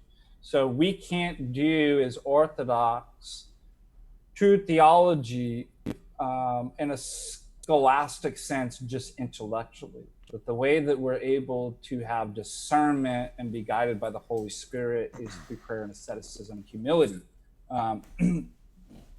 But at that level, again, is apologetics and defending the faith, you're going to need to know the philosophy. And you see this within the history of the church, right? When it's debating in the councils, right? They're making use of these terms. And we're not saying that everybody has to, in order to be Christian and Orthodox, that you've got to be able to plow through some of the heavier theology. St. Maximus, and I give you but if you want to, we're telling you how to prepare yourself to properly understand that. Yes. So I think that I just throw that out there. So we don't have this dialectical opposition between the intellect bad, another important piety and fideism good, right? That we have a symphony and synergy between the two, and that we're able to notice the different gifts of the body, the members of one body, and their uses for the kingdom of heaven. So I'd just say that. Yep. I would add too, on that text by St. John Damascus, the philosophical chapters, back in 2016, 4 years ago, I did a whole talk just on that book where I go through all the terms, how they're used. And so I put that into the chat. So if anybody wants to go back and watch that lecture, which could function as an addendum to the talk today. I'm not trying to say don't go to Father Deacons, but I'm saying the way I take the discussion is to talk about how the church fathers use these terms and how they're developed and transformed in the Orthodox mindset. And so I lectured from that text of John Damascus back in 2016, and that talk has done very well. It's got quite a few views. So if you want to go check that one out. There's also other talks that your other one too, where we did key terms in the fathers. Yes, I was going to say we also did do our version of this as well. And there was and then I wanted to add two more things. So we do have more super chats. Thank you guys. Father Deacon and I will later this week. I don't know, it's so bright in here. We are going to be covering the famous Szczecinski book, The Filioque, History of a Doctrinal Controversy, since this is obviously something that comes up all the time. Now, again, unfortunately, absolute divine simplicity is in the backdrop of what conditions the Filioque. Of course, many people don't know this, and they hear, what are the differences between Protestant and Roman Catholic Christianity, Orthodoxy? And the first thing they'll hear is Pope and Filioque. So they think that, well, that's the main issue. even though ultimately Filioque is actually conditioned by the Ordo Theologiae of absolute divine simplicity. Regardless, we talked about that many, many times for many, many years. So it is, therefore, I think, advantageous to go ahead and move into a discussion of the Filioque proper, which we will do from the basis of this text, which is kind of the known normative academic work now on this topic. It's not an apologetic for either side. It's really just looking at the way the term and the argument has progressed from the time of the New Testament up through the early patristic and later well, for us it's all patristic, but you know what I'm saying in terms of academia speak, the patristic to Middle Ages to the modern period. So really good book. I enjoyed it. So we're going to be talking about that in the next few days. I don't know exactly what day. We'll iron that out later, but if you're looking for that, I think that'll be a great discussion on some pretty advanced theology. So this will not be for noobs, but if you do want to read that book, go ahead and get it, and you'll be pretty brushed up. I think, by the way, Soshinsky has eventually, I'm told he eventually became Orthodox, so I think he's looking into this topic. And I view this book much like, I don't think when he wrote this, I don't think it was Orthodox, but if you've read the famous book by Father Dvornik on the Phocian Schism, that's a classic text from a Uniate that actually vindicates the Orthodox position. So in much the same way as that applies to St. Photius, this will apply to the history of the debate on the Filioque. So we'll be covering that soon. And then we got a couple more super chats here. We got Alfonso. He says, Father Deacon, when is your next course? Oh, yeah. I was just thinking about that. So one of the things is I'd reached out to people because of the Karunka lockdown quarantine. And a lot of people being out of work, they weren't able to afford that frequent because what I was doing is I was releasing a lecture in the logic course every 2 weeks. And I started to find that the numbers were like really, really decreasing, the amount of people that were signing up. And so I talked to a lot of people and they were saying, we really want to take the course, but we're just financially struggling. We need a scholarship fund. We need people to donate so that for the poor folk, we could give scholarships to my courses. So I'm actually thinking maybe next week, perhaps. But I just wanted to space it out a little bit more so it wasn't as frequent. But next chapter is going to be, it's going to get more and more intense. And for those of you that don't know, where is my logic book? I'm actually teaching a course. Here's St. Spiridon. I'm teaching a course, a university level course on Patrick Hurley's logic, where each lecture is about 2 hours and you get the free PDF. Now this is a $90 book. You get a free PDF book, you get my free slides and notes and stuff like that. And then I just go through chapter to chapter, and it advances. We're going to, and then I sell those as packages. $40 each lecture. If you bundle them, that it's $5 off, then 10, 15, 20, et cetera, et cetera. So that's really good too, especially if any of you want to do apologetics and defend the faith. We go through how to construct arguments, how to identify fallacies, how to tell something valid versus invalid in various methods. And then we'll start going into categorical syllogisms, propositional logic, as well as it gets more advanced. So thank you for that. I will get it soon, hopefully next week or the following week. But I just want to give you guys enough time to save up your KGB Cryptocurrency. Russia-backed cryptocurrency. Well, Jack for $2 says, if God has a plan for us, how do we have free will? I'll let you answer that. Oh, you okay? This seems to be a problem in like the West with this kind of dialectics that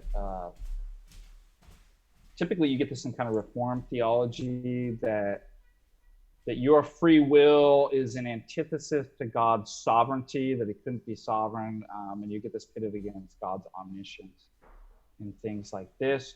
So it's one thing great about Orthodox theology is it breaks the dialectical tension between the opposing categories, so that God's foreknowledge, his wisdom, his omniscience, and his plan does not mean that you have no free will. I have a whole thing about time.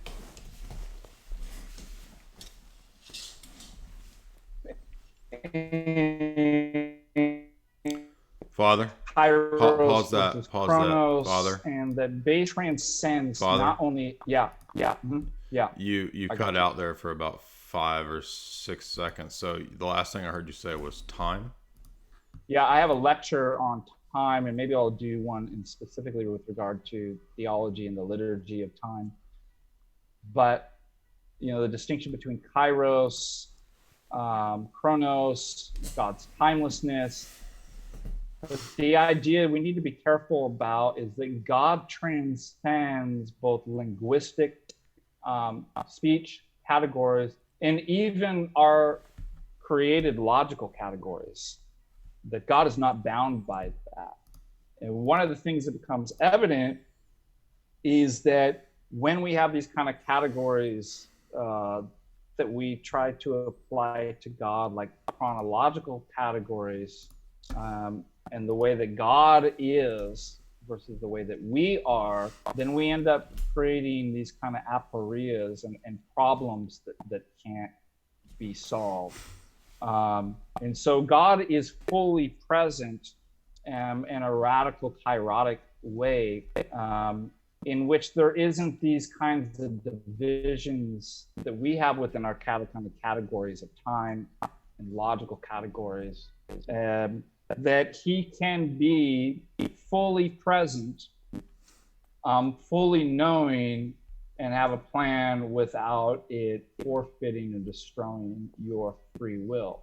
So he knows because he's there with you, but he's there with you in a different way than the way that we exist. So I know it's pretty, superficial because this gets really deep, but that's what I would say. And do you want to add anything to that, Jay? I would just say that in terms of revelation or revealed theology, what's in the Bible, we have, I think, a form of compatibilism presented, which is that if you read the story of Joseph, for example, Joseph's brothers sell him into slavery, and they have the intention ultimately of basically killing him or getting rid of him in some way. And then by the end of the story, the brothers come to Egypt after Joseph, many years later, has been raised to a position of power.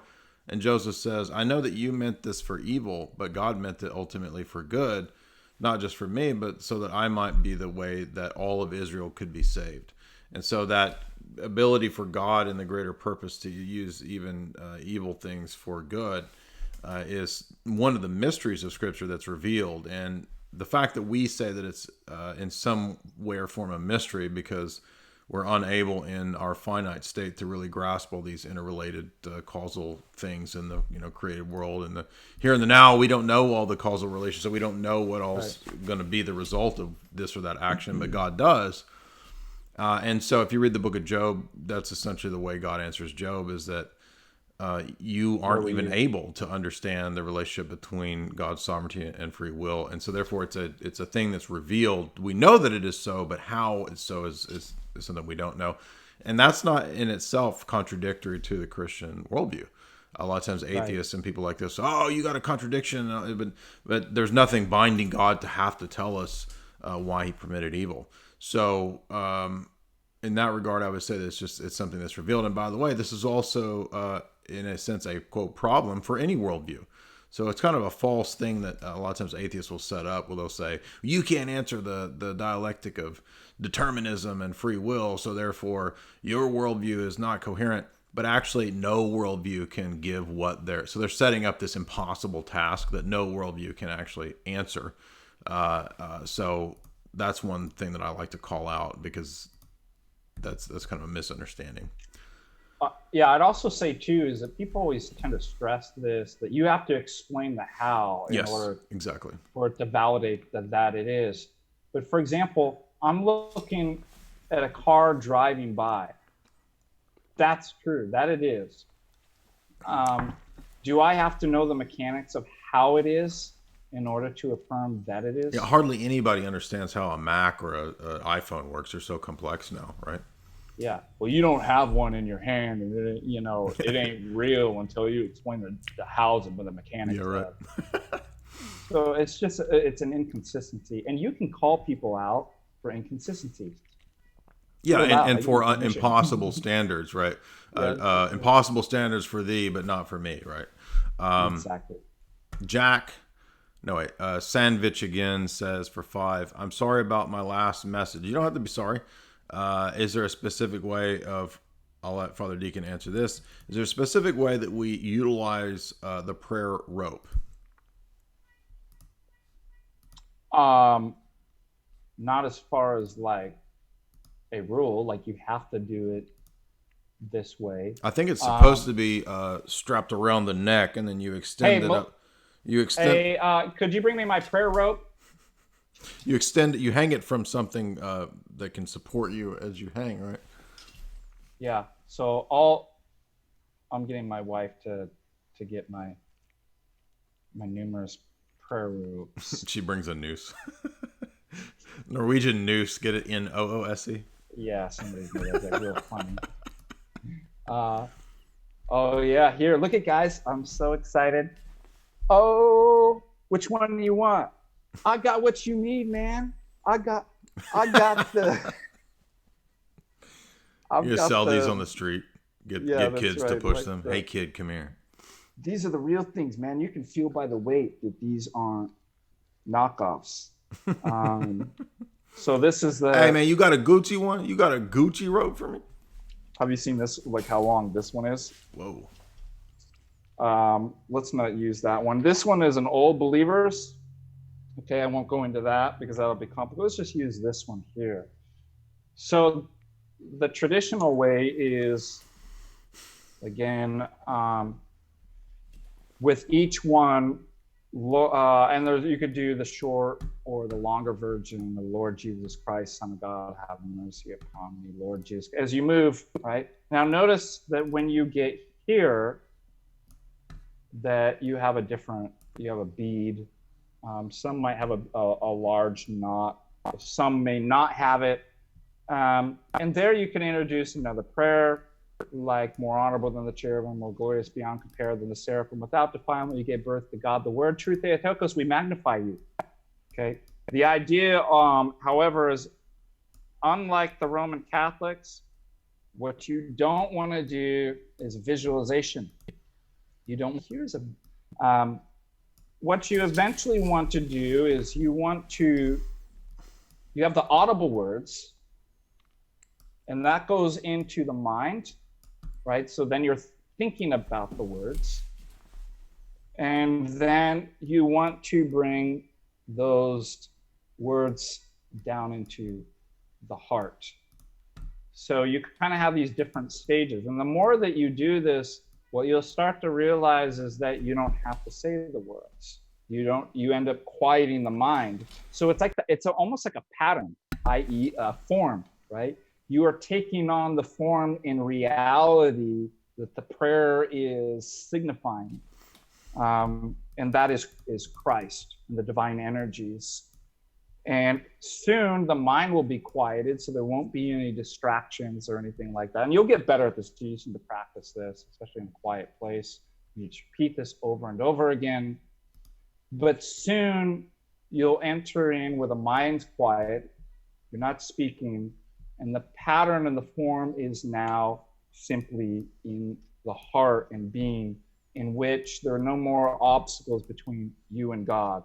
And as you start to go through this, you have now entered into the noetic prayer and can experience the divine energies of God. So again, you don't need to get all fancy about, there's been talk about some of the monks doing breathing and stuff like that. Don't need to worry about it. It's simple. just go through, Lord Jesus Christ, Son of God, have mercy upon me, the sinner. And then you have to write the PhD on Aristotle, or else you won't get it. I'm just joking. Okay, let's see. Do we have any more? I screwed up and I hit the wrong thing and I made the screen all messed up, but I think I fixed it now.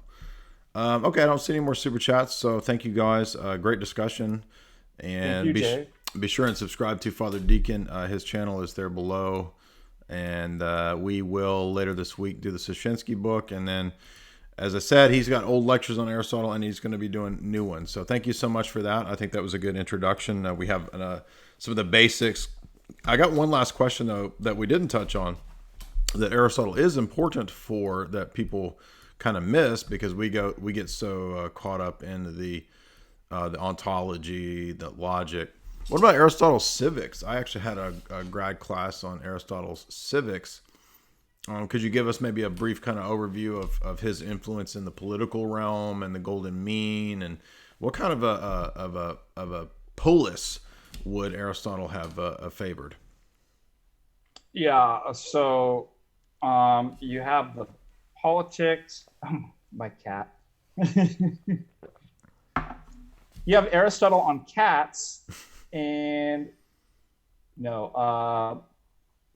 so by the way, you know what I love about Aristotle is his arguments against democracy. Mm-hmm. Yeah. Which are really good. Yeah, I'd say what's important too is